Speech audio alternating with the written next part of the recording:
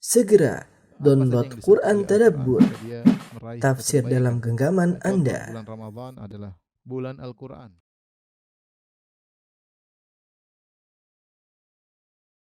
Ya, bismillahirrahmanirrahim. Assalamualaikum warahmatullahi wabarakatuh.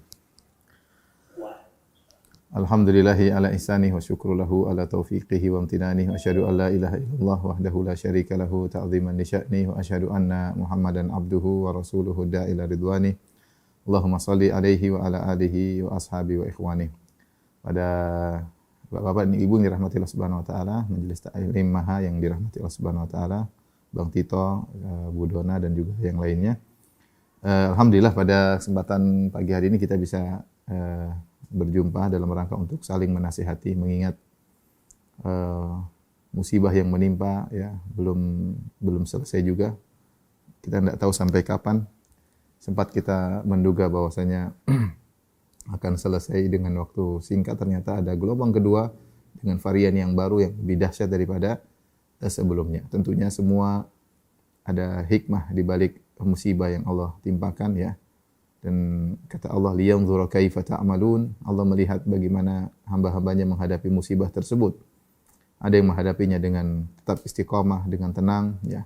Meskipun harus berakhir dengan wafat, meninggal ya, tetapi dia berhasil dan dia menang dalam menghadapi ujian tersebut ya. Dan di antara mereka ada yang menghadapi ujian tanpa istiqamah, meskipun selamat tapi ternyata nilainya minus di hadapan Allah Subhanahu wa taala. Oleh karenanya mengingat pandemi yang berkepanjangan ini, kita sama-sama berusaha bagaimana sih cara kita menghadapi pandemi tersebut ataupun musibah-musibah lain secara umum menurut syar'i ya, menurut syar'i. Bapak dan Ibu yang dirahmati Allah Subhanahu wa taala, tentunya sebelum saya akan menyampaikan beberapa kiat-kiat dalam menghadapi musibah, yang perlu kita ingatkan pertama kali bahwasanya dunia ini memang tempat ujian ya. Allah menciptakan kehidupan, kematian adalah untuk ujian. Alladzi khalaqal mauta wal hayata liyabluwakum ayyukum ahsanu amala. Yang telah menciptakan kematian, kehidupan ya untuk menguji kalian mana di antara kalian amalan yang terbaik ya. Allah Subhanahu wa taala berfirman tentang hal ini untuk mengingat kita bahwasanya kita memang diciptakan untuk diuji. Maka ujian merupakan kondisi yang selalu melazimi dalam kehidupan. Tidak ada yang bisa lepas daripada ujian. Siapapun dia orangnya, mau orang kaya, mau orang miskin, mau pejabat, mau rakyat jelata, mau orang tersohor, tidak tersohor, tua, muda, ya, semuanya diuji dengan ujiannya masing-masing. Ya. Kalau orang-orang kafir saja diuji, apalagi orang-orang beriman yang Allah Subhanahu wa taala telah berjanji untuk menguji mereka. Alif lam mim ahasiban nasu ayyutraku ayyaqulu amanna wa hum la yuftanun. Apakah orang manusia menyangka dibiarkan berkata kami telah beriman dan mereka tidak diuji? Wala qad fatanna alladziina min qablihim fala ya'lamanna Allahu alladziina shadaqu wa la ya'lamanna al-kadzibin. Sungguh kami telah menguji orang-orang sebelum mereka. Mereka diuji, orang-orang sebelum mereka juga diuji agar Allah mengetahui mana iman mereka yang benar dan mana iman mereka yang dusta. Ya, am hasibtum an tadkhulul jannata wa lamma ya'tikum mathalul ladzina khalau min qablikum massatuhumul ba'sa'u wad-dharra'u wa zulzilu. Kalian menyangka kalian akan masuk surga sementara belum datang ujian yang menimpa kalian sebagaimana ujian yang menimpa orang-orang sebelum kalian. Massatuhumul ba'sa'u wad-dharra', mereka diberi ujian al-ba'sa yaitu ujian kekurangan harta ya, kekurangan ekonomi. Dharra berkaitan dengan tubuh, fisik, sakit dan yang lainnya ya. Mereka diuji, maka kita pun juga diuji. Wala nabluwannakum bi syai'in minal khaufi wal ju'i wa naqsin minal amwali wal anfusi wath thamarat wa basyiris sabirin. Kata Allah Subhanahu wa taala, sungguh kami benar-benar akan menguji kalian bi syai'in minal khaufi wal ju' dengan sedikit ketakutan, kelaparan ya, wa naqsin minal amwali wal anfusi wath thamarat, dan berkurangnya harta, berkurangnya buah-buahan dan berkurangnya jiwa. Di antara berkurangnya jiwa, tafsiran para ulama menderita sakit, kita sendiri sakit, sehingga tubuh kita sakit, atau kita kehilangan orang-orang di sekitar kita, orang-orang yang kita cintai, entah suami, entah anak, entah ayah, entah ibu, entah kerabat, entah kawan dekat ya. Dan ini semua adalah problematik atau pernak-pernik kehidupan. Ini semua pernak-pernik kehidupan yang pasti terjadi siapa yang hidup di atas muka bumi pasti diuji, pasti diuji. Tidak ada yang selamat dari ujian tersebut. Mau orang terkaya di dunia, mau orang terkuat di dunia, mau raja, mau presiden, mau siapapun dia pasti akan diuji. Kita sekarang melihat pandemi menimpa seluruh dunia. Bukan cuma mungkin rakyat jelata, mungkin mereka pusing, mungkin mikir. Saya rasa pejabat juga pusing memikirkan ya. Semuanya memikirkan ya, semuanya memikirkan ya karena ini ujian yang menimpa siapa saja. Bapak dan Ibu yang rahmatillah subhanahu wa ta'ala, setelah kita menyadari bahwasanya ujian adalah pernak-pernik kehidupan dan Allah telah berfirman, laqad khalaqnal insana fi kabad, sungguh kami telah menciptakan manusia dalam kepayahan. Siapa yang ingin hidup maka dia pasti siap diuji ya. Kalau tidak mau diuji ya tidak usah hidup ya. Kalau hidup pasti akan diuji. Terutama hari-hari sekarang, hari-hari berat ya. Hari-hari berat ya. Pandemi gelombang kedua ini luar biasa ya. Orang-orang terdekat kita dipanggil oleh Allah Subhanahu wa taala. Tangisan-tangisan kita dengar ya. Beberapa wanita sampai kehilangan suami, minta nasihat beberapa kali ke saya juga. Ini juga nanti akan ada yang minta nasihat juga ya. Artinya apa? Orang terdekat yang hilang. Suaminya yang tempat ya namanya orang sangat dekat, lebih dekat daripada ayah, ibu, daripada yang lain. Suami paling dekat meninggal dipanggil Allah Subhanahu wa taala. Dan di antara mereka masih sangat muda ya. Lebih muda daripada saya, sudah dipanggil oleh Allah Subhanahu wa taala. Ya, oleh karenanya kita perlu mengenal kiat-kiat yang hendaknya kita lakukan dalam menghadapi ujian ini agar kita bisa istiqamah dan kita bisa lulus ujian. Untuk menjelaskan akan hal ini, saya akan menyampaikan satu sampel contoh ya. Dan banyak Allah berikan contoh dalam Al-Qur'an bagaimana Allah menguji hamba-hambanya yang solihin dan bagaimana mereka menghadapi ujian-ujian tersebut. Di antaranya ujian yang Allah singgung dalam Al-Qur'an tentang Safa dan Marwah. Inna Safa wal Marwata min sya'airillah. Kata Allah, sesungguhnya Safa dan Marwah merupakan salah satu dari syiar-syiar Allah Subhanahu wa taala. Di antara syiar yang agung adalah sa'i dari Safa dan Marwah. Dan sa'i tersebut ya dilakukan ketika umrah atau haji ya, ketika umrah atau haji. Apa gerangan di balik disyariatkannya sa'i ini? Ada kisah yang kita sudah tahu semua ya, atau rata-rata kita sudah tahu. Namun kita ingin mengambil pelajaran dari kisah tersebut. Kisahnya sederhana ya, tentang ketika Nabi Ibrahim alaihissalam menikah dengan Hajar ya. Setelah sekian lama menikah dengan istri pertamanya Sarah, puluhan tahun, mungkin 50-an tahun tidak punya anak. Sementara Sarah punya seorang pembantu yang baik, yang saleh yang bernama Hajar.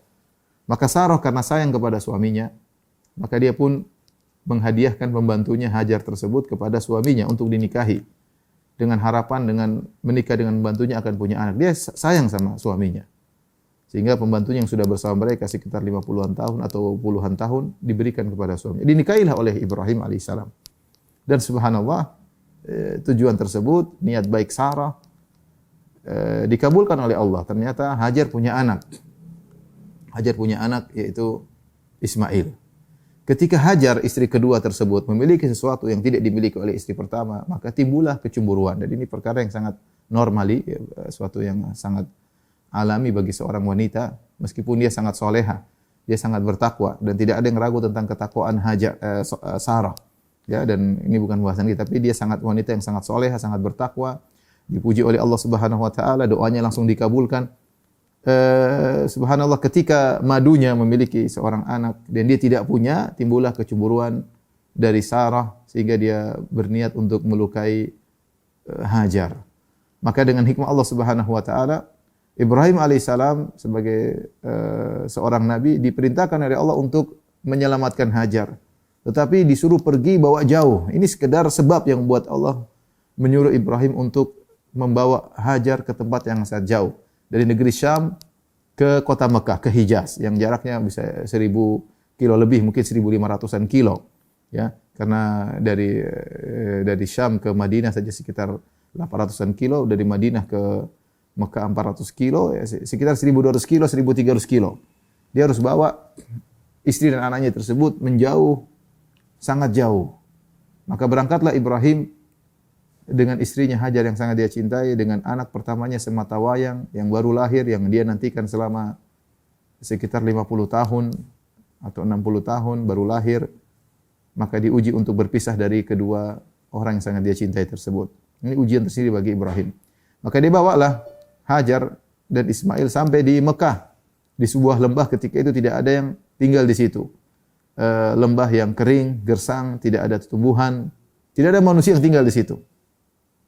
Kemudian dia letakkan di suatu lembah tersebut, letakkan istrinya sama anaknya Ismail sambil diberi bekal 2 kantong, 1 kantong berisi korma, 1 kantong berisi air minum. Kemudian dia melangkahkan kaki balik menuju ke negeri Syam.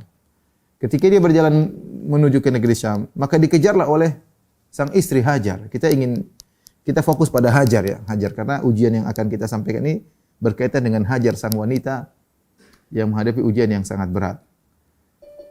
Bayangkan, tentu Hajar sudah bersedih sejak berjalan dari Syam menuju ke Mekah, 1.200 kilo, 1.200 kilo. Perjalanan yang penuh dengan kesedihan. Ya. Dan dia tahu, dia tidak tahu apa yang akan terjadi. Ketika diletakkan di situ, kemudian dia taruh bekal, kemudian Ibrahim pergi, maka dikejar oleh Hajar. Ibrahim pergi meninggalkan mereka begitu saja. Dan ini bukan kebiasaan Ibrahim. Ibrahim adalah suami yang sangat soleh, yang sangat baik. Allah ceritakan, mengabadikan bagaimananya dia memuliakan tamu. Ya, tamu datang yang tidak dia kenal, dia muliakan, dia potong sapi, dia hidangkan. Kalau sama tamu saja dia baiknya luar biasa, apalagi kepada istrinya. Apalagi istrinya ini adalah ibu anaknya. Ibu anaknya yang pertama yang dia nantikan, anak ini puluhan tahun baru kemudian bisa dia punya anak. Itu dia sangat sayang luar biasa. Tetapi Ibrahim menunjukkan sikap yang aneh. Alaihissalam. Dia taruh anak istrinya kemudian jalan pergi tanpa ngomong apa-apa, tanpa berpesan apa-apa, dia tinggalkan. Karena itu perintah Allah Subhanahu wa taala. Maka Hajar pun mengejar Ibrahim. Dia heran lihat suaminya. Dia berkata, "Ya Ibrahim, atutrukuna bihadzal wadi alladhi laisa fihi syai' wala ins." Ya. Wala syai' ya Ibrahim. Kau tinggalkan aku dan putramu di lembah yang gersang seperti ini. Tidak ada tumbuhan dan juga tidak ada manusia sama sekali. Kau tinggalkan aku, ada apa gerangan? Ibrahim alaihissalam tidak menoleh, dia terus melanjutkan perjalanannya. Maka Hajar mengejar lagi, dia panggil lagi suaminya. Ibrahim dengar, tapi dia tidak menolehkan wajahnya sama sekali kepada istri yang sangat dia cintai. Dia tidak menolehkan wajahnya sama sekali kepada anak sematawayang yang sangat dia cintai. Dia tetap tegar menjalankan perintah Allah. Tidak balik. Maka Hajar mengulangi pertanyaannya. Ya Ibrahim, wahai suamiku, atatrukuna bihadzal wadi alladhi laisa fihi ins wala syai'. Wahai Ibrahim, kau tinggalkan aku dan anakmu di lembah yang gersang seperti ini, tidak ada apapun, tidak ada manusia, tidak satu pun, tidak ada air, tidak ada makanan, tidak ada manusia. Ibrahim tetap tidak bergeming, dia melanjutkan perjalanannya. Ya, kita enggak tahu apa yang berkecamuk dalam hatinya, tapi dia terus berjalan. Kemudian Hajar bertanya ketiga kali. Ya Ibrahim, atatrukuna bihadzal wadi alladhi laisa fihi ins wala syai'. Kau meninggalkan kami, istrimu dan putramu di lembah seperti ini. Tidak ada air minum, tidak ada makanan, tidak ada tumbuhan, tidak ada orang, tidak ada manusia. Tidak ada hewan, tidak ada apa-apa di situ, tidak ada yang mau tinggal di situ di Mekah. Gersang sama sekali. Ibrahim tidak menjawab. Saat itu Hajar faham bahwasanya ini perintah Allah Subhanahu wa taala. Maka dia bertanya untuk meyakinkan. Allahul ladzi amaraka bihadza?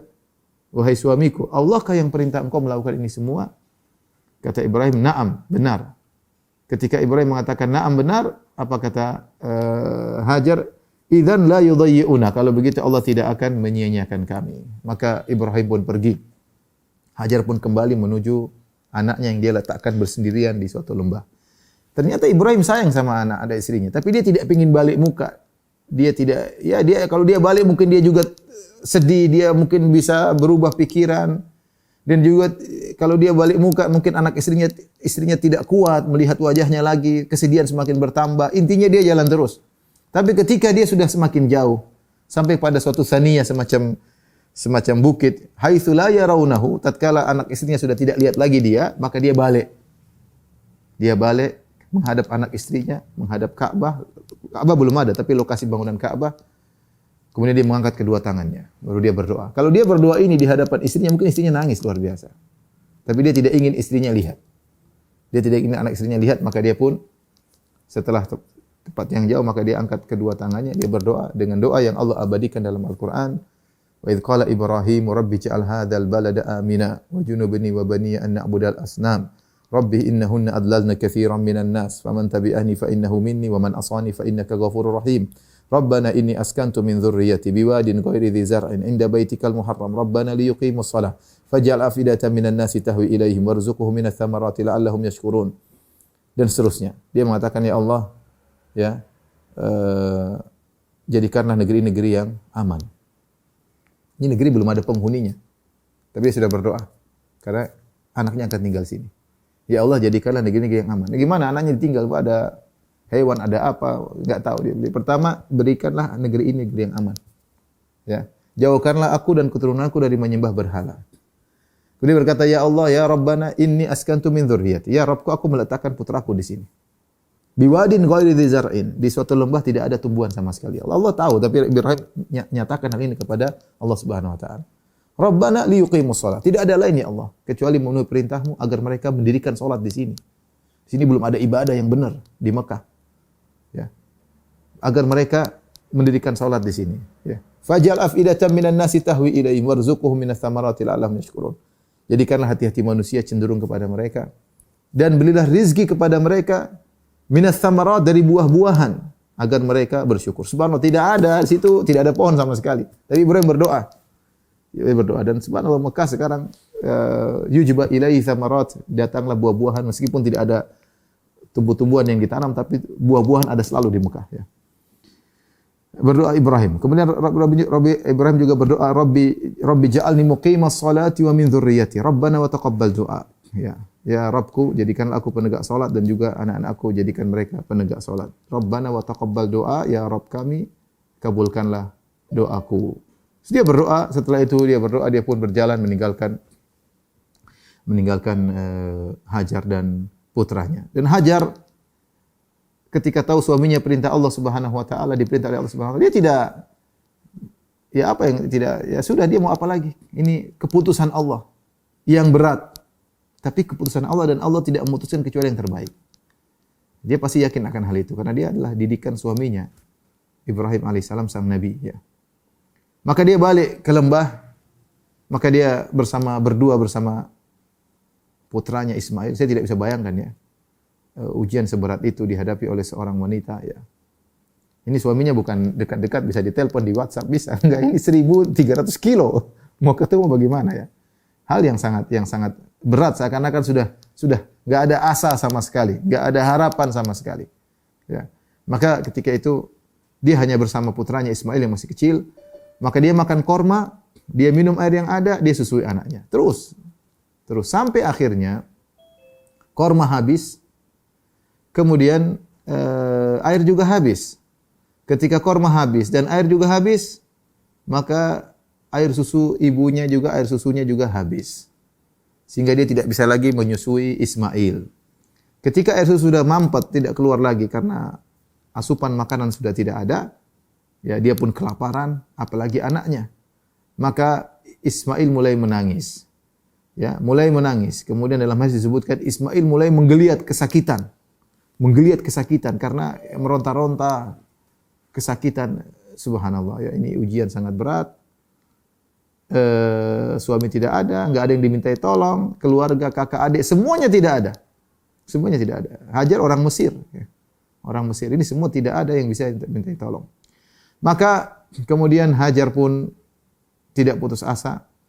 Dia sudah punya patokan, kunci yang dia miliki ketika dia ngomong sama Ibrahim, Allahu amaraka bihadza, Allah yang perintahkan kau begini, idzan la yudayyi'una. Kalau gitu Allah tidak akan menyia-nyiakan kami. Allah tidak akan meninggalkan kami. Itu yang dia yakini. Maka dia tidak kuasa melihat putranya yang menangis-nangis, meronta-ronta. Maka dia pun segera berusaha. Dia cari. Apa yang dia cari? Ada bantuan. Untuk melihat bantuan, dia harus cari tempat yang tinggi. cari posisi yang tinggi. Maka dia pun pergi menuju ke sofa. Kita tahu jarak ke sofa enggak terlalu jauh ya. Ka'bah ke sofa enggak terlalu jauh. Maka dia pun naik ke bukit sofa. Kemudian dia melihat ke kanan ke kiri, adakah bantuan, adakah manusia, adakah seseorang ya. Dia lihat ke kanan ke kiri tidak ada, kemudian dia turun. Ketika dia turun, dia melewati lembah yang agak landai sehingga dia pun akhirnya berlari dengan cepat. Makanya kita disuruh sa'i. Agak cepat, setelah itu kemudian dia jalan lagi menuju Marwa. Sampai di Marwa, dia lihat lagi ke atas, ke kanan, ke kiri, ke samping, ke belakang, ke depan, tidak ada. Dia turun lagi. Dia tidak putus asa, dia kelaparan. Tapi dia punya keyakinan, idzan la yudhai'una, Allah tidak akan menyanyiakan kami. Dia turun lagi, begitu melewati daerah landai juga dia turun lagi cepat, kemudian naik ke sofa. Dan itu terus dilakukan sampai 7 kali. Ketika Nabi SAW dalam hadis Ibnu Abbas dalam Sahih Al-Bukhari, Nabi menceritakan tentang Hajar yang berusaha dengan sedemikian rupa dengan tidak ada putus asa. Nabi berkata, "Wa dzalika sa'yun nasil yaum." Itulah sebab kenapa manusia melakukan sa'i pada hari ini. Untuk mengenang bagaimana perjuangan Hajar yang menghadapi problematika yang sangat besar. Tapi dia tawakal kepada Allah Subhanahu wa taala dan dia berusaha, dia tidak putus asa. Dia tidak mengatakan saya nongkrong aja di bawah, kalau Allah mematikan saya mati, kalau Allah berikan bantuan beri bantuan. Enggak, dia berusaha. Dia pergi dan itu dalam kondisi lapar ya. Sampai air susu enggak bisa keluar lagi. Dalam kondisi lapar, dalam kondisi gelisah, anaknya nangis. Dia tinggalkan anaknya bukan dalam kondisi lagi tidur, dalam kondisi nangis. Dalam kondisi meronta-ronta. Kemudian dia naik di atas bukit sofa, kemudian dia lihat kanan kiri enggak ada. Dia turun lagi, saya enggak tahu bagaimana apa yang berkecamuk dalam hatinya. Ya, sampai ke Marwah, sampai ke sofa, sampai ke 7, ketika sampai di Marwah, tiba-tiba dia mendengar suara. Fatasamma'at, dia mulai mendengar dengan suara apa ini? Sampai dia berkata kepada dirinya, "Sohin, diam kamu, diam, jangan ngomong, dengar ada suara." Dan dia yakin ada suara, dia berkata, "Qad asma'ta, kau telah memperdengarkan dirimu. Wahai sumber suara, in kana indaka giwath, kalau kau punya pertolongan tolonglah aku." Maka ketika itu dia lihat-lihat ternyata ada malaikat Jibril datang. Ternyata yang sumber suara tadi malaikat Jibril. Malaikat Jibril datang, kemudian malaikat Jibril datang menuju ke Ismail, kemudian malaikat Jibril memukulkan dengan sayapnya atau bi'aqibihi atau dengan tumitnya tanah di sekitar Ismail, maka keluarlah air Zamzam. Maka Hajar kemudian segera menuju air Zamzam tersebut, sementara air Zamzam yafur, keluar dari tanah.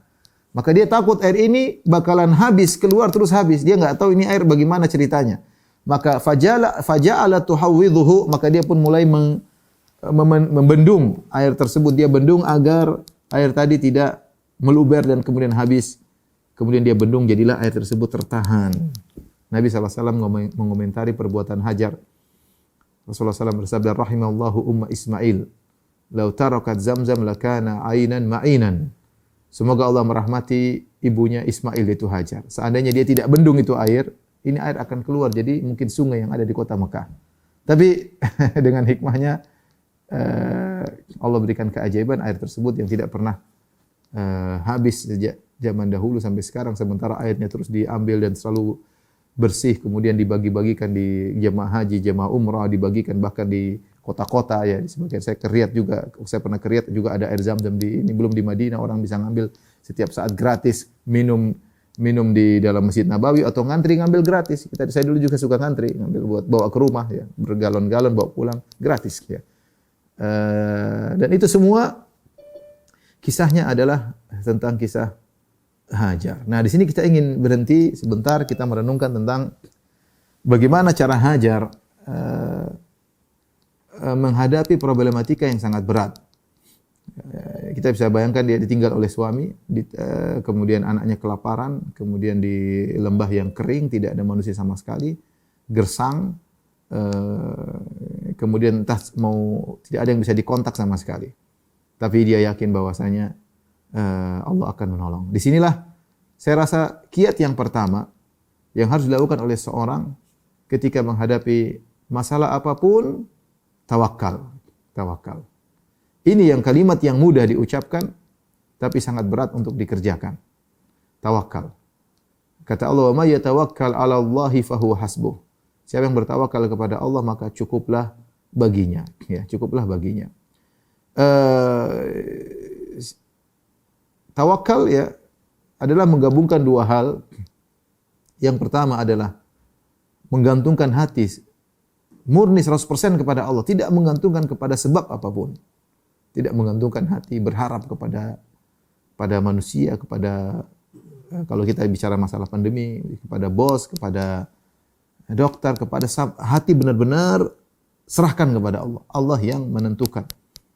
Allah yang menentukan. Ini tawakal yang benar. 100% serahkan kepada Allah. Tidak boleh dibagi. 90% untuk Allah, 10% untuk dokter misalnya.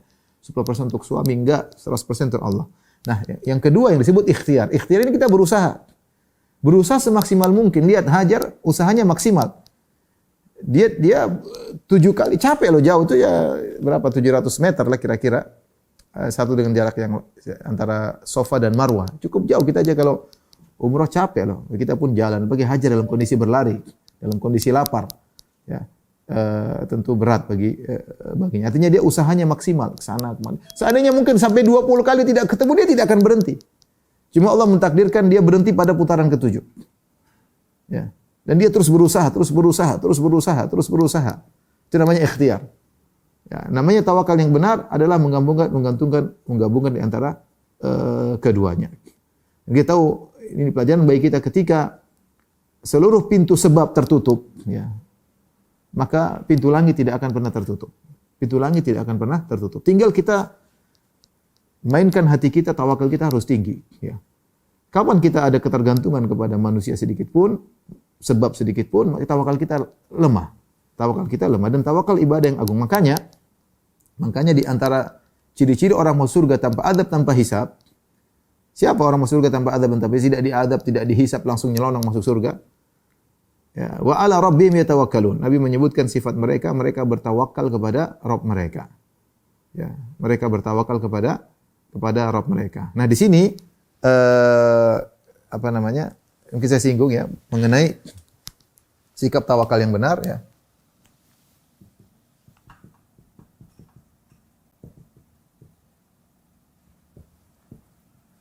Rukunnya ada 2. Ada 2. Ya. Yang pertama adalah 100% menyenarkan hati kepada Allah.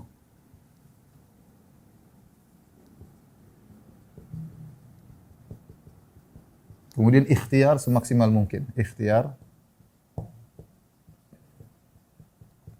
semaksimal mungkin. Ikhtiar semaksimal mungkin. Nah ini orang bertingkat-tingkat ya. Manusia bertingkat-tingkat. Ketergantungan hati. Kita semua mungkin ada ketergantungan kepada hati. Semua kita dalam masalah ada. Naluri kita manusia Tuhan. Tapi ini bertingkat-tingkat. Tidak semua orang bisa 100%. Ada yang mungkin 100%, yang luar biasa. Ada yang cuma 50%, ada cuma 20%.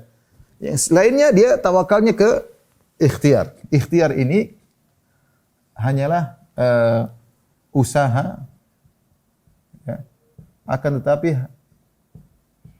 hati harus ke Allah.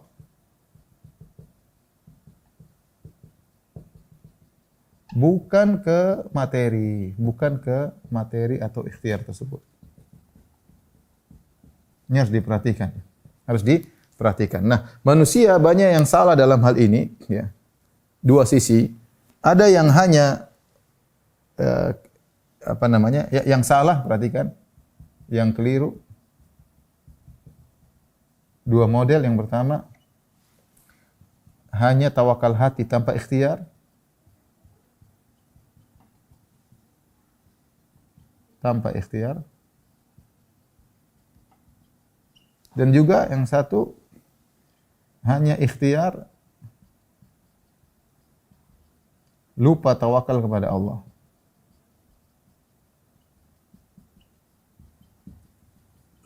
Dua-duanya salah. Di tengah-tengah ya yang antara dan antara ya.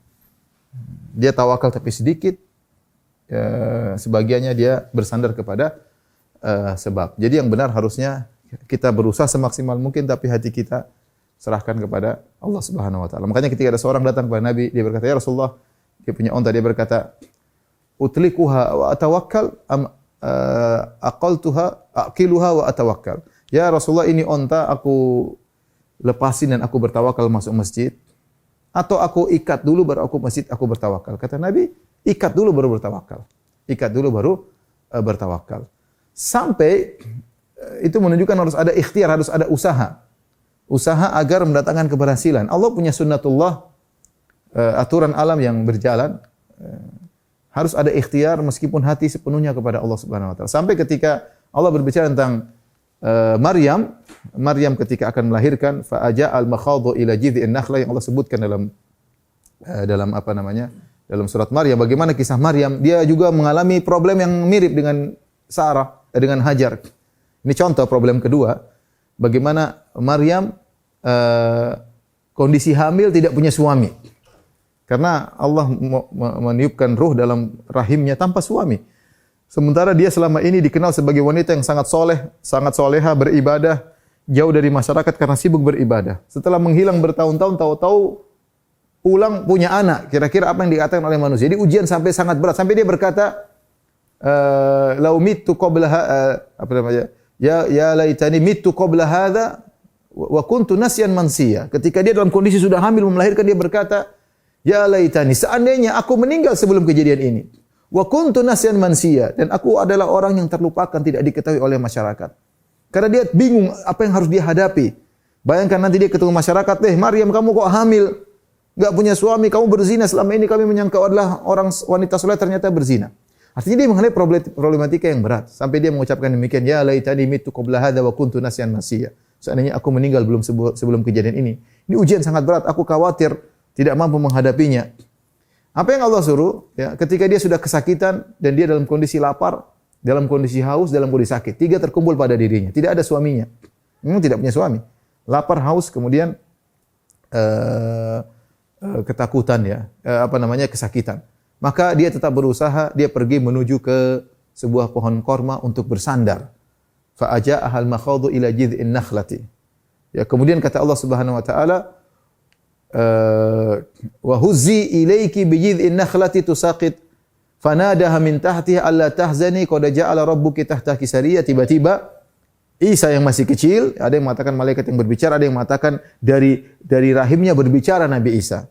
Ya, dia mengatakan la tahzani, jangan kau bersedih wahai ibuku, qad ja'ala rabbuki tahtaki sariyya, sungguhnya Allah telah mengalirkan sungai bagimu, sungai kecil untuk kau minum. Kemudian adapun kau lapar, wa huzzi ilaiki bi jid'in nakhlah. Kata Nabi Isa atau kata malaikat, goyangkanlah pohon korma tersebut. Ini Allah mengajarkan untuk usaha, ikhtiar. Saya tidak bisa bayangkan bagaimana seorang wanita dalam kondisi mau melahirkan kesakitan mampu untuk menggoyang korma, enggak mungkin. Itu korma gimana bisa digoyangkan? Kita apalagi kalau goyang dari atas, tapi kalau kita goyang di bawah, korma itu pohon yang kokoh. Kita goyang kita nggak bisa. Kalau kita goyang kita yang goyang, bukan kormanya yang goyang. Tapi Allah ngajarin yang penting berusaha. Wa huzzi ilaiki bi jid'in nakhlah, maka dia pun goyang sebentar, tusaqit alaiki rutaban janiyah, maka makanan pun terjatuh. Jadi memang harus ada usaha. Ini Maryam saja, dia diajarkan oleh Allah untuk usaha meskipun kelihatannya mustahil usaha tersebut, tapi ada usaha. Maka seorang harus mengumpulkan antara tawakal hati kepada Allah dengan ikhtiar. Dengan ikhtiar, berusaha. Nabi SAW ketika berperang, Nabi SAW berusaha luar biasa. Beliau dalam perang, beliau pakai baju perang, baju besi. Bahkan ketika dalam perang Uhud, beliau pakai baju besi double. Baju perang double, bahkan beliau pakai helm besi. Supaya bisa selamat dalam peperangan. Bukan dengan pede, kemudian enggak pakai baju perang bertemu dengan musuh, enggak. Nabi tidak mengajarkan demikian. Semuanya perlu persiapan, strategi, ya, karena perlu ikhtiar. Sementara hati bertawakal kepada Allah Subhanahu wa taala. Ya. Bahkan Nabi pasang pasukan harus sini, tidak boleh begini, diatur semuanya. Ini semuanya adalah bentuk ikhtiar. Nah, ketika kita menghadapi problematika kehidupan, yang pertama harus kita perhatikan adalah tawakal. Karena Allah telah berjanji, wa may yatawakkal 'alallahi fahuwa hasbuh. Kata Allah Subhanahu wa taala, wa man yatawakkal 'alallahi fahuwa hasbuh. Ya. Siapa yang bertawakal kepada Allah,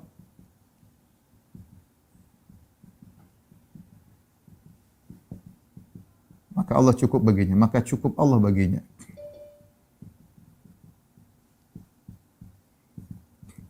Selama kita bisa ikhtiar, maka lakukanlah. Selama kita bisa ikhtiar, maka lakukanlah. Kecuali ada kondisi kita nggak mungkin lagi berikhtiar. Sudah habis usaha kita. Nggak bisa, kita nggak bisa gerak. Tinggal berdoa, ya sudah, bertawakal kepada Allah dengan doa. Ya. Kalau sudah nggak bisa apa-apa, mau diapain? Contoh Nabi Ibrahim alaihissalam. Ketika dia ditangkap, kemudian dilemparkan lautan api, dia nggak bisa ikhtiar. Mau ikhtiar bagaimana? Dia ditangkap ya, nggak bisa ikhtiar. Mau apa? Dia sudah pasrah dipasukan, taruh di Manjanik, ketapel raksasa, kemudian dilemparkan di udara karena api yang disiapkan buat Ibrahim terlalu besar. Dia mulai dilemparkan di tengah lautan api. Ketika sampai di atas udara, dia hanya berkata, dia tidak bisa lagi ikhtiar. Ikhtiar satu-satunya cuma doa. Dia mengatakan, hasbunallahu wa ni'mal wakil. Cukup Allah bagiku. Wa ni'mal wakil, dan sebaik-baik penolong. Ya, maka Allah selamatkan dia. Ya. Saya sering cerita, saya pernah ketemu dengan seorang yang sudah divonis mati 3 bulan, katanya kau akan mati, kan sudah operasi kanker kalau salah, bolak-balik uangnya udah habis. Ketika divonis akan mati, dia tahu dia harus bertawakal kepada Allah. Sampai ada seorang wanita nasihati dia, Pak, kalau mau ini ya coba tinggal usaha terakhir, salat malam jangan ditinggalkan, puasa sunnah, ada sebagian rezeki yang mungkin tidak cukup lagi untuk bayar operasi, sudah sedekahkan sebagian. Dia kerjakan, kata dia, Ustaz, setelah saya divonis mati 3 bulan, saya sholat malam, saya puasa, kemudian saya sembuh total. Saya sembuh total. Setelah divonis mati 3 bulan. Kenapa Allah berikan dia pertolongan ketika itu? Karena ketika itu tawakalnya sudah 100%. Sebelumnya dia ada tawakal, tapi masih bergantung kepada dokter, masih bergantung kepada obat. Itu perlu dilakukan, ikhtiar maksimal. Tapi yang jadi masalah, hati kita harus kita atur. 100% kepada Allah. 100% kepada Allah. Ini yang dua model manusia yang salah. Yang satu hanya bertawakal, tidak ikhtiar. Ya. Oh, tidak ada corona, tidak ada virus, nggak apa-apa. Nanti kalau kita pergi virusnya kabur. Ini ngawur. Ini namanya tidak ikhtiar. Ini ngawur. Allah punya sunnatullah yang berlaku. Ada penyakit jangan didekati, itu goblok namanya. Ya. Penyakit ada jangan tidak ada keterpaksaan, tidak ada darurat, kenapa harus didekati? Ada macan, yang bilang macan, ya dekati aja. Enggak, kamu kalau dimakan macan salah. Kamu jangan mukhatarah, jangan kau wala tulqu bi aidikum ila tahluka, kata Allah, jangan kau biarkan dirimu lemparkan dalam kebinasaan. Ya kan saya pernah dengar ceramah seorang, jangan takut sama macan, jangan takut sama singa. Kita hanya takut kepada Allah, tidak boleh takut kepada macan. Yang takut kepada macan syirik. Saya bilang, gimana tidak boleh takut sama macan syirik? Ini yang bertauhid cuma Tarzan kalau begini. Yang lain semua tidak. Pasti namanya manusiawi takut kepada macan, tapi itu Allah menyuruh kita untuk jangan melemparkan dalam kebinasaan. Jadi sebagian ini minoritas manusia ada yang hanya bertawakal kepada, tidak percaya kepada sebab akibat. Ini bahaya seperti ini. Saya pernah dengar juga nonton ceramah orang-orang ISIS, wanita-wanita ISIS di ceramah. Katanya tidak ada, kenapa keluar tidak ada corona? Kalau tidak ada corona. Corona itu hanya buat orang kafir, orang Islam enggak ada. Terus pembawa acaranya bilang, terus itu ada orang Islam yang kena corona? Itu orang-orang munafik, kata dia. Kalau orang ini salah juga, enggak. Ini salah ya. Ini penyakit ada ya. Sebagaimana taun dulu juga ada. Bahkan sahabat-sahabat meninggal karena taun dan macam-macamnya. Jadi jangan hanya bersandar tanpa ikhtiar. Ini kelompok yang salah dan ini minoritas. Minoritas. Kebanyakan orang percaya akan ada corona. Kebanyakan bilang konspirasi macam-macam. Oke. Ya, saya pernah ngobrol sama seseorang, orang alim juga. Kata dia, Firman, saya tidak percaya dengan corona. Ini konspirasi. Saya bilang, iya ini konspirasi. Taruhlah kau bilang konspirasi. Saya bilang konspirasi yang berhasil. Ya sudah. Konspirasi yang berhasil mau diapain? Ya udah, kita tinggal cari obat, selesai. Kita dibohongin ya sudah. Kita dibohongin terus mau diapain? Ya penyakitnya ada orang pada mati kok. Ya. Nah, baru dia mulai, ya benar juga, mau diapain ya? Terus sudah. Mau konspirasi, mau apa ya sudah. Pokoknya ada penyakitnya. Mau kita dibohongin, mau dikerjain ya sudah, mau diapain? Ya. Ini perdagangan untuk dan macam-macamnya. Jadi tidak boleh hanya tawakal tanpa ikhtiar. Yang banyak orang terjebak yang kedua, yaitu ikhtiar tanpa tawakal. Ini lebih banyak orang seperti ini. Atau paling tidak tawakalnya kurang. Dia benar-benar bersandar kepada sebab. Dia merasa tentram kalau sudah seakan-akan semua terjadi tanpa kehendak Allah. Ya. Dia lupa bahwasanya semua kehendak Allah Subhanahu Wa Taala. Jadi dia pede dengan obat yang dia miliki, dia pede dengan vaksin yang sudah dia jalani. Ya. Kita bilang enggak, kita tidak ada yang sombong dengan penemuan manusia. Ya. Hari ini yang meninggal bukan cuma orang miskin, orang kaya. Yang sudah vaksin juga meninggal. Ya. Benar, banyak orang vaksin lebih ringan menghadapi corona, dampaknya sedikit. Tapi yang sudah vaksin juga banyak yang meninggal. Bukan cuma orang miskin kaya. Saya punya teman kemarin beberapa hari lalu miliarder. Masih muda, lebih muda daripada saya. Istrinya meninggal, istrinya telepon, suami saya sudah meninggal. Uangnya banyak, tidak bisa apa-apa. Tidak bisa apa-apa. Tidak pandang bulu corona kali ini ya. Ya, kita juga jangan bersandar kepada sebab lupa kepada Allah. Ini banyak manusia terjebak sini. Misalnya kalau sehari-hari dia merasa rezeki dia kepada bos. Kalau bos tidak kasih saya, kayaknya saya sudah susah nih. Makanya dia tawakalnya kepada bos. Ini salah ya. Bos, kita kerja baik sama bos itu ikhtiar. Tapi harus yakin yang cari beri rezeki adalah Allah Subhanahu wa taala. Yang beri kesembuhan adalah Allah Subhanahu wa taala. Yang beri kesembuhan adalah Allah Subhanahu wa taala. Kalau Allah tidak berkehendak tidak akan kena. Kalau berkehendak pun sudah berusaha semaksimal mungkin, sudah pakai APD, sudah ini, tetap kena. Tetap kena ya. Ada juga yang ya dia sudah bertawakal mau diapain. Contoh teman saya. Dia mendapati kasus, saya sering cerita berulang-ulang kisah ini. Jadi ibunya sendiri meninggal. Tidak ada yang ngurus kecuali dia. Dia terpaksa, dia bukannya tidak percaya sama corona, dia percaya tapi mau siapa lagi yang mau ngurus. Dia yang ngurusin. Berdekatan sama ibunya sampai ibunya meninggal kena corona dan dia selamat. Kemudian dia ngurus mertuanya. Ibu mertuanya dia urusin sampai meninggal kena corona dia juga selamat. Dia urusin bapak mertuanya sampai mertuanya meninggal dan dia selamat dan dia tidak terkena corona. Ya. Dan itu terjadi. Ya. Ada sebagian teman juga dokter dia positif. Padahal dia sudah tidur berhari-hari sama istrinya 3 hari. Istrinya negatif. Ini mau saya kita orang Islam yang benar meyakini dua-dua. Sebagaimana Hajar. Hajar, siapa yang ragu tentang kesolehannya? Istri Nabi kok, masa Allah tinggalkan? Masa Allah tinggalkan istri Nabi? Anaknya akan jadi Nabi, Ismail akan jadi Nabi. Ini orang hebat. Dan Allah sudah mengatakan kepada Ibrahim, fabasyarnahu bigulamin alim. Kami akan bigulamin halim. Kami beri kabar gembira kepada tentang seorang anak yang sabar. Itulah Ismail. Akan menjadi seorang rasul. Ini istrinya Nabi Ibrahim. Tapi apakah Hajar kemudian pede karena saya istrinya Nabi, ini anak saya akan jadi seorang Nabi, kemudian dia santai saja, kemudian hanya menangis-nangis di situ berdoa? Tidak, dia berusaha. Dia berusaha tapi dia punya keyakinan. Allah tidak akan meninggalkan dia. Itu yang susah. Inilah yang saya bilang 100% ini susah kita dapatkan.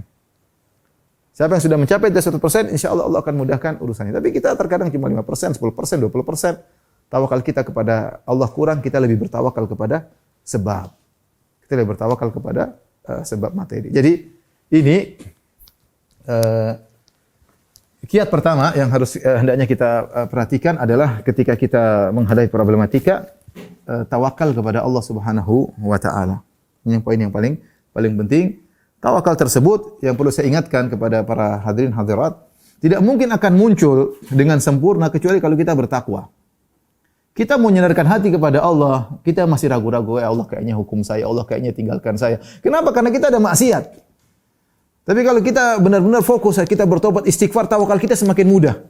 Kenapa kita sulit bertawakal? Karena kita, saya ini kayaknya hukuman, kayaknya begitu-gitu terus sehingga kita suudzon kepada Allah.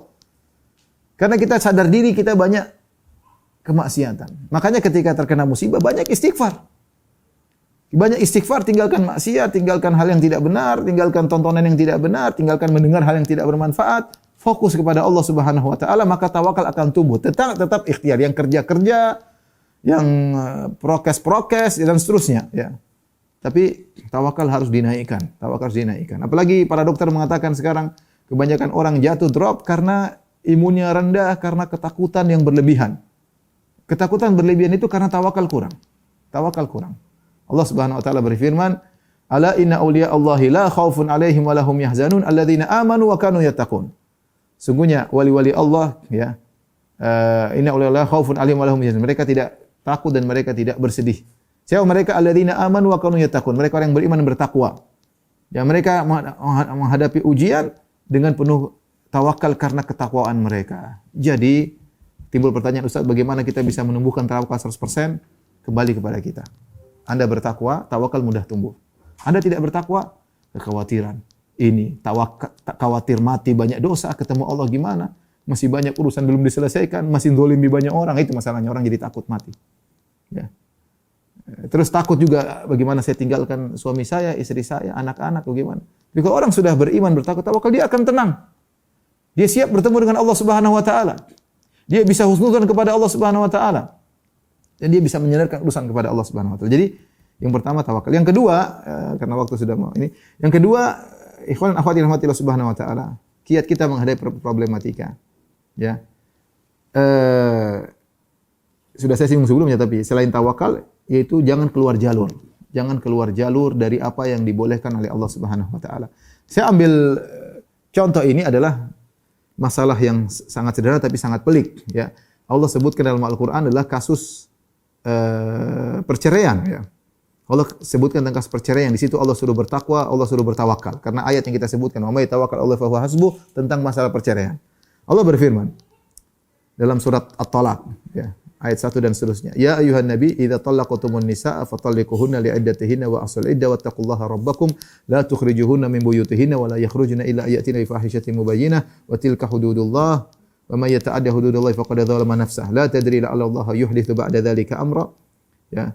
Fa idza balagna ajalahunna famsikuhunna bima'rufin aw fariquhunna bima'ruf wa ashidu dzawi adlin minkum wa aqimu syahadata lillah dzalikum yu'adzu bihi man kana yu'minu billahi wal yawmil akhir wa may yattaqillaha yaj'al lahu makhraja wa yarzuqhu min haitsu la yahtasib wa may yatawakkal 'ala Allahi fa huwa hasbuh. Saya terjemahkan secara singkat ayat-ayat ini. Nanti ibu-ibu bisa buka dalam surat At-Talaq ayat 1 dan seterusnya. Kata Allah Subhanahu wa taala, "Wahai nabi, jika engkau ingin menceraikan istrimu dan juga kaum mukminin, kalau ingin menceraikan istri kalian, fatalliqu." Dan cerai ini perkara sangat pelik dalam rumah tangga. Lebih pelik daripada permasalahan bisnis, ya. Dipelik. Seorang suami ingin menceraikan istri, istrinya punya anak-anak. Seorang wanita akan diceraikan sementara dia sudah hidup mungkin 15 tahun, 20 tahun kepada suaminya. Ini perkara paling berat. Perkara paling berat. Allah contohkan nih, cerai. Bagaimana menghadapi cerai? Kata Allah, "Fatalliquhunna li'iddatihinna." Kalau cerai, ikut aturan kata Allah. Ada saatnya mencerai wahai para suami. Kapan boleh menjatuhkan cerai? Kalau istri dalam kondisi suci belum digauli. Bukan begitu emosi langsung jatuhkan cerai. Bukan langsung emosi istri lagi haid dia jatuhkan cerai. Atau istri sudah dia gauli pagi-pagi gauli sorenya dia ceraikan. Ini ngawur. Ini keluar daripada jalur. Ini semua talak yang diharamkan oleh Allah Subhanahu wa taala. Talak ada aturannya. Istrimu harus suci dan kau belum gauli. Fatalliquhunna li'iddatihinna wa asul iddah. Kemudian kalau sudah cerai, hitung masa iddahnya. Wattaqullaha rabbakum. Bertakwalah kepada Allah dalam masalah menceraikan. Ini perkara pelik tapi kau harus bertakwa, jangan keluar jalur. La tukhrijuhunna min buyutihinna. Kalau kau sudah ceraikan istrimu, jangan kau usir ke rumah orang tuanya, enggak boleh. Tahan. Suami enggak boleh ngusir, kamu cerai, pergi. Wala yakhrujna, dan sang wanita juga tidak boleh keluar dari rumah. Dia masih statusnya istri. Istri yang dicerai masih talak 1, talak 2, status masih istri. Talak 3 boleh keluar. Kalau talak 1, talak 2 masih dalam rumah. Jadi suami diperintahkan mencerai pada waktunya yang ditentukan dan harus talak 1. Sang istri tidak boleh diusir dari rumahnya dan dia tidak boleh kabur. Illa ayatina bi fahishatin mubayyinah, kecuali dia melakukan perbuatan yang keji. Tadi dia berzina atau apa, atau dia melempar-lempar membuat kerusakan, ya silakan dibawa pulang. Tapi kalau enggak, dia harus bersabar. Suaminya bersabar, dia juga bersabar. Ya, kata Allah, wa tilka hududullah, ini aturan Allah, batasan Allah. Ini yang maksud saya. Seorang kalau menghadapi problem jangan lewati batas. Wa may yata'adda hududallahi faqad dzalama nafsah. Siapa yang melampaui perbatasan maka dia telah menzalimi dirinya. Kemudian kata Allah Subhanahu wa taala, "Fa idza balagna ajalahunna fa'amsikun." Kalau sudah mau habis masa iddahnya tinggal 2 pilihan. Fa'amsikun bima'ruf, kau kembalikan lagi, rujuk tapi dengan cara yang baik, bukan untuk menzalimi sang wanita. Au fariquhunna bima'ruf, atau sudah lepaskan. Sudah bainunah, talak bain sudah lepaskan tapi dengan cara yang baik. Bukan bikin masalah. Dzalikum yu'adzu bihi, inilah nasihat yang Allah berikan kepada orang yang beriman kepada Allah dan hari akhir. Wa may yattaqillaha yaj'al lahu makhraja. Siapa yang bertakwa Allah kasih solusi. Wa yarzuqhu min haitsu la yahtasib. Bukan cuma kasih solusi, Allah kasih rezeki dari arah yang tidak sangka-sangka. Wa may yatawakkal 'ala Allah fa huwa hasbuh. Siapa yang bertawakal cukuplah Allah baginya. Ini Allah bikin aturan, contoh jelas, sampel permasalahan problematika yang sangat berat bagi seorang suami dan istri, permasalahan cerai, caranya sudah ada. Ikut aturan Allah, bertakwa kepada Allah, jangan zalimi. Allah akan kasih solusi. Tapi kenyataannya lihat, kaum muslimin. Kita tidak bicara agama lain, kita bicara kaum muslimin. Kebanyakan perceraian hancur lebur. Suami kacau, istri kacau, anak-anak jadi korban. Kenapa? Karena semua proses perceraian tanpa aturan. Dia menghadapi problematika dia dengan kemauan dia sendiri. Dia marah sama istrinya, dia mau ceraikan. Diceraikannya langsung, tidak nunggu suci dan belum digauli. Lagi haid dia ceraikan, berarti sudah talak haram. Dia melanggar. Kemudian dia usir istrinya. Usir. Cerai, suruh pergi. Sudah salah lagi. Atau istrinya yang kurang ajar, tidak diusir, istrinya yang mau kabur. Kamu ceraikan saya kabur. Ini salah juga. Ini sudah salah, sudah kacau. Kacau balau. Ya. Kemudian nanti kalau dia kembali rujuk pun tidak benar. Mungkin dimarah-marah istrinya, udah kembali sini tapi dia. Atau dia cerai dengan ngamuk-ngamuk. Allah mengatakan au fariquhunna bima'ruf, atau ceraikan dengan cara baik. Nabi ketika ingin menceraikan istrinya, ketika istrinya nuntut, sebagaimana saya pernah sampaikan dalam kajian, Nabi mengatakan fata'alaina umatti'kunna wa usarrihkunna sarahan jamila. Wahai istriku, kalau kau tidak mampu hidup dengan aku dengan kesederhanaanku, fata'alaina, kemarilah. Umatti'kunna, aku akan berikan sedikit yang saya miliki. Wa usarrihkunna usarahan jamilan. Saya ceraikan dengan cara baik-baik. Dan itu yang dipraktikkan oleh para sahabat. Mereka ceraikan istri mereka baik-baik sehingga tidak timbul keributan setelah itu, dendam membara, bekas suami dendam kepada mantan istrinya, istri dendam kepada. Coba di kita di Indonesia. Udah cerai, wah, dendam. Jadi korban anak-anak. Suaminya mau ketemu anak ditahan, enggak boleh ketemu. Ribut, anak jadi korban. Terus istri nikah lagi bikin jengkel suaminya, masukkan ke Facebook supaya suaminya jengkel. Suami nikah lagi menjengkelkan bekas. Ini apa seperti ini semua? Bagaimana Allah memberikan solusi? Makanya kalau menghadapi problematika, syaratnya satu, wa may yattaqillaha yaj'al lahu makhraja. Kalau bertakwa pada Allah baru ke solusi. Adapun kalau tidak bertakwa, bermaksiat, kemudian melanggar aturan Allah, ya. Lagi musibah bukannya sujud bertakwa, malah hiburan macam-macam, inilah macam-macam, ya. Maka tidak ada solusinya. Jadi ini dua hal yang mungkin saya sampaikan kepada diri saya pribadi dan juga pada para jamaah Majelis Ta'lim Maha. Kalau kita menghadapi ujian apapun, di antaranya pandemi maupun yang lainnya, dua, tawakal yang benar, gantungan hati kepada Allah, dan ikhtiar maksimal. Ikhtiar maksimal, ya.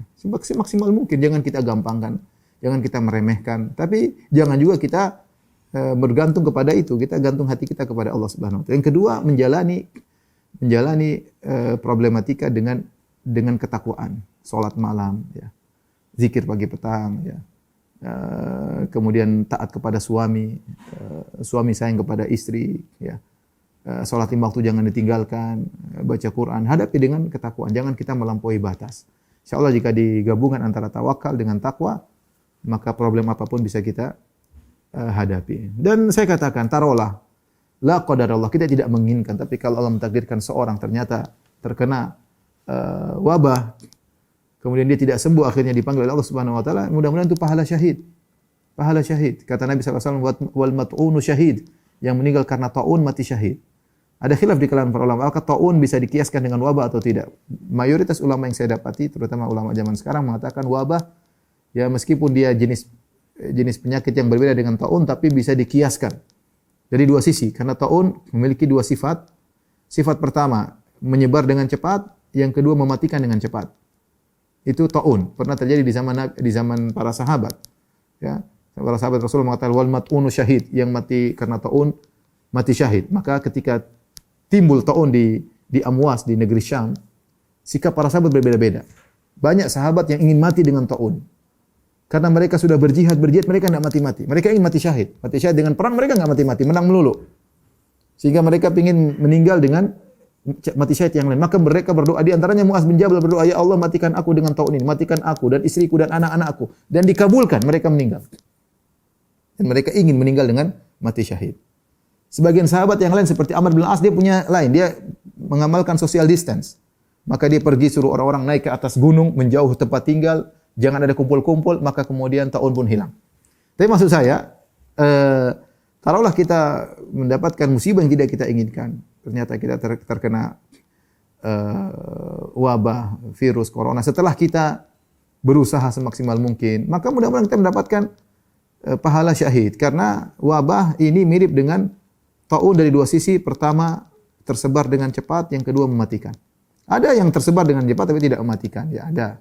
Tapi tersebar dengan cepat dan mematikan. Cepat, mematikan juga dengan cepat, maka ini bisa jadi hukumnya sama dengan mati syahid. Ya. Rasulullah bahkan mengatakan wal mabtunu syahid, meninggal karena sakit perut saja mati syahid.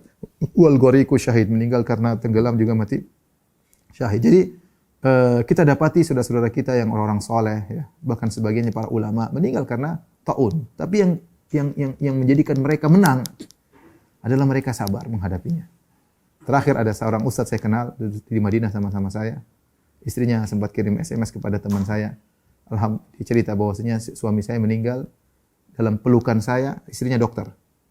Teman saya itu meninggal dalam kondisi memeluk saya dan mengucapkan la ilaha illallah. Saya bilang itulah keberhasilan. Itulah tujuan hidup kita. Mau kita mati tetap kita mati. Ya. Mau kita mati ya. Kata penyair, ta'addadatil asbab wal mautu wahid. Penyebab kematian banyak, semuanya mengantar pada satu kematian. Malam yamut bisayf mata bi ghairihi. Siapa yang tidak meninggal karena pedang, dia akan mati dengan sebab yang lain. Malam yamut bitta'an mata bi ghairihi. Siapa yang tidak meninggal dengan corona, dia akan meninggal dengan yang lainnya. Ya. Tapi bagaimana penghujung kehidupan Anda? Saya bilang, kita ceramah, kita sedekah, kita cuma ingin satu, meninggal bilang la ilaha illallah itu. Dan kawan saya sudah mencapai tujuan tersebut. Sebabnya corona. Subhanallah, meninggal karena la ilaha illallah. Meninggal karena corona, syahid mudah-mudahan ya. Jadi mau saya ya sudahlah, kita setelah berusaha maksimal kalaupun Allah mentakdirkan apa yang tidak kita sukai, yang penting sikap kita menghadapi ujian tersebut dalam ketakwaan. Maka musibah tersebut akan menjadi penggugur dosa dan pengangkat derajat. Demikian ibu-ibu sekalian, dirahmati Allah subhanahu wa ta'ala. Insyaallah kita ketemu di kesempatan berikutnya. Kurang lebih mohon maaf. Wabillahi taufiq wal hidayah. Assalamualaikum warahmatullahi wabarakatuh. Waalaikumsalam warahmatullahi wabarakatuh. Terima kasih. Sama-sama.